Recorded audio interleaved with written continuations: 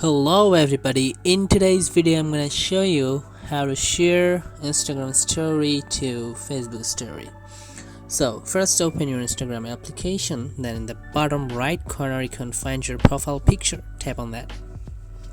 And then in the top right corner you can see a 3-bar icon, so tap on that icon and click on settings and privacy.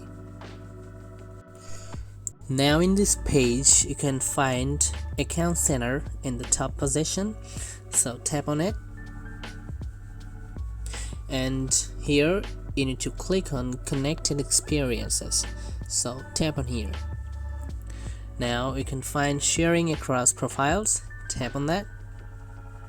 Here you can see this is my Instagram account and it's my Facebook account, so you need to tap on the logo of Facebook, so tap on your Facebook, and here you can find an option automatically share, so you just need to enable this option from here. You just need to enable this and you're all set.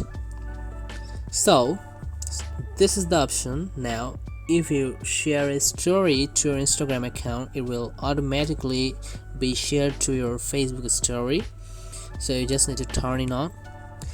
That's all for today. Thanks for watching this video. Please like, share and subscribe.